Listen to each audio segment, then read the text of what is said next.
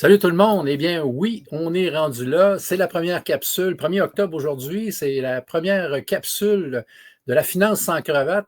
Mon nom est Stéphane Blais. Je suis en compagnie de Daniel Pilon. Et puis, tous les deux, on a décidé de s'associer pour ces capsules-là, puisqu'on a à peu près cumulé ensemble environ 60 ans d'expérience en finance, fiscalité et même en comptabilité. Et puis, c'est ça, on veut vous rendre service avec des capsules qui vont durer moins de 10 minutes. Donc, Daniel, ça va bien?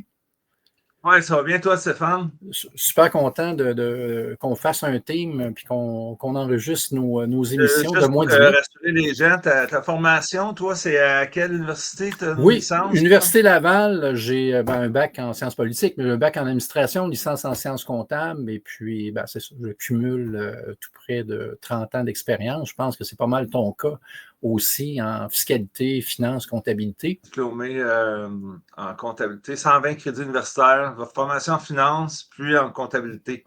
Et 30 Excellent. ans à mon compte. C'est qu'en tant qu'opérateur de cabinet, maintenant, je fais plus de consultations privées à partir de mon bureau à domicile.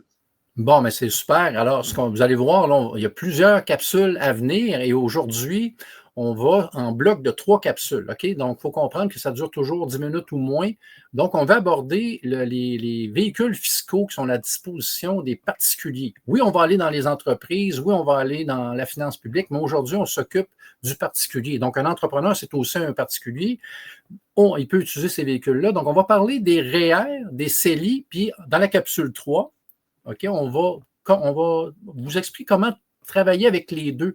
Parce que dépendamment de l'âge, dépendamment de votre revenu, dépendamment de vos besoins, on ne travaille pas de la même façon. Et qui de mieux que Daniel Pilon qui a fait des centaines de capsules dans sa carrière qui sont disponibles, on en reparlera un petit peu plus tard, pour justement aborder le sujet aujourd'hui du REER. Donc, capsule 1, REER, capsule 2, on va parler de CELI et on va optimiser tout ça dans la capsule 3. Donc, parlons des REER, cher Daniel. Qu'est-ce que ça mange en hiver? C'est quoi un REER? Puis comment on peut utiliser ça? Je te laisse la parole. Écoute, en partant, c'est un compte enregistré par l'Agence du revenu du Canada. Donc, c'est le gouvernement canadien qui suit ça. Okay? Et puis, on peut y déposer de l'argent, acheter. C'est un véhicule de placement, bien important de comprendre ça. Et à l'intérieur d'un véhicule de placement, on choisit notre type de placement. Donc là, tu peux investir dans des fonds actions, des fonds obligations, des fonds hypothèques, des fonds n'importe quoi. Et ça permet de réduire ton revenu imposable quand tu fais ton impôt. Donc, c'est l'argent qui fructifie à l'abri de l'impôt. Et puis, tu as un retour d'impôt et le jour où tu l'encaisses, à ce moment-là, tu es imposé. Donc, il faut savoir quand cotiser, quand est-ce que c'est payant de cotiser, puis quand c'est le bon moment d'encaisser pour pas que ça coûte trop cher. C'est que quand on va jouer là-dedans, il faut comprendre quand est-ce qu'il faut être opportuniste avec les REER. C'est des notions de base. Là. Tu reviens aux notions de base de la finance. Maintenant, je vais te poser une question concernant il y a des termes comme maximum déductible au titre de REER et cotisation et déduction. Peux-tu juste m'éclairer sur la différence entre c'est quoi un maximum déductible au titre de REER, c'est quoi une cotisation REER, puis c'est quoi une déduction REER? Donc, je sais Le que maximum déductible, quand tu Oui, commences à travailler, quand tu arrives sur le marché du travail à 18 ans, tu pars à zéro. Ton maximum déductible est zéro. La première année que tu travailles, disons que tu gagnes 10 000. Ben là, c'est 18 de ton 10 000, OK. donc 1 800 qui devient tes Admissible. droits REER pour l'année d'après. OK? OK. Donc, maximum déductible au titre des REER. Donc, si je commence à travailler en 2025, je gagne 10 000, je vais avoir mon maximum déductible à titre de REER pour 2026 va être 1 800. Ça, c'est le maximum déductible, c'est le pourcentage que de ton revenu gagné. Donc, si tu as du revenu d'entreprise, ça compte comme un revenu gagné. Si tu as un salaire, c'est un revenu gagné. Un revenu d'intérêt, ce n'est pas un revenu gagné. Un Parfait. revenu locatif, ce n'est pas un revenu gagné. OK. Et de ça, tu déduis ce que tu as cotisé. Et on soustrait ce qu'on appelle une bébite qui s'appelle facteur d'équivalence. En gros, c'est l'équivalent de ce que tu as contribué à ton fonds de pension chez l'employeur. Donc, Un fonds privé. l'employeur, c'est lui qui le calcule, il met ça sur ton T4, le gouvernement est au courant. Donc, ça se complique quand tu as du facteur d'équivalence, c'est un grand terme, mais c'est toujours 18% du revenu gagné, moins ce que tu as cotisé, moins le facteur d'équivalence s'il y a un fonds de pension. Et là, ça te donne tes nouveaux droits REER pour la prochaine année, et etc. Donc, si tu cotises jamais, tu vas toujours accumuler 18% du revenu gagné de chaque année.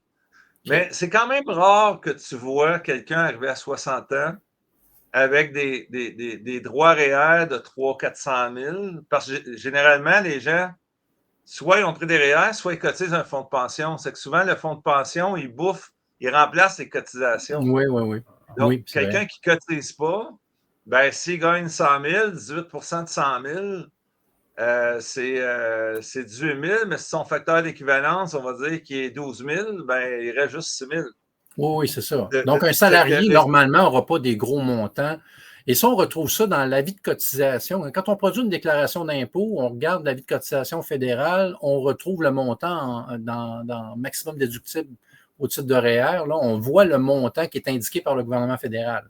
Le maximum déductible, ça, c'est le chiffre maximum que tu peux mettre dans ton impôt comme déduction. C'est ça. Donc, si on se résume, là, on regarde le maximum déductible qu'on a sur notre avis de cotisation fédérale. Si on fait une grosse année de 300 000 400 000, là, on donne un exemple, puis ça n'a jamais été utilisé, là, tu pourrais prendre ce montant-là, une bonne partie de ce montant-là, utiliser le maximum dans l'année où tu fais beaucoup d'argent, et ça va être déductible de ton revenu brut pour baisser ton revenu imposable. Ben, ça peut être très intéressant de comprendre ça, surtout quelqu'un qui est, je ne sais pas, qui est dans l'immobilier, qui fait un gros gain capital ou un gros gain capital avec ses actions et qui a des gros REER et qui a un maximum déductible REER élevé. Ben, à ce moment-là, ça va être l'année. Les gens n'ont pas tout le réflexe, hein? Donc, ça va c'est être l'année. l'année. Ben oui, si tu Pour fais 400 cotiser 000 de et gain déduire. capital, Ouais. tu fais 400 000 de gain capital, tu en as 200 000 imposables, ça te coûte 90 000 d'impôts. Tu aurais peut-être été mieux de prendre tes droits REER et de prendre 200 000 et puis amener ça à zéro. Puis ton 200 000, après ça, tu peux le décaisser sur plusieurs années pour que ça te coûte presque rien finalement. Donc, c'est un outil qui est excessivement puissant quand il est utilisé intelligemment. Donc, il y a des pièges à éviter. Là. Il y a des pièges à éviter et c'est là qu'on va être en mesure d'expliquer les mécanismes et de faire des simulations avec la capsule 3. Le REER, c'est qu'il y a des années qui sont payantes. Tu sais, quand tu as un gros revenu, des fois, tu peux avoir un revenu moyen, une petite famille, monoparentale, petite famille, ça peut être excessivement payant parce que ça bonifie tes allocations familiales fédérales, provinciales. Des fois, ça te donne du crédit TPS, ça te rajoute du crédit solidarité.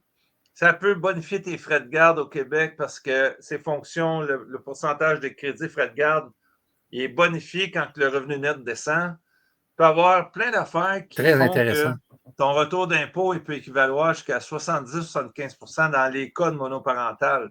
Wow. Donc, c'est vraiment du cas par cas. Et ceux qui nous écoutent, s'il vous plaît, laissez tomber là, les grandes croyances populaires. Les REER, c'est pas bon. Les REER, c'est bon. C'est du cas par cas.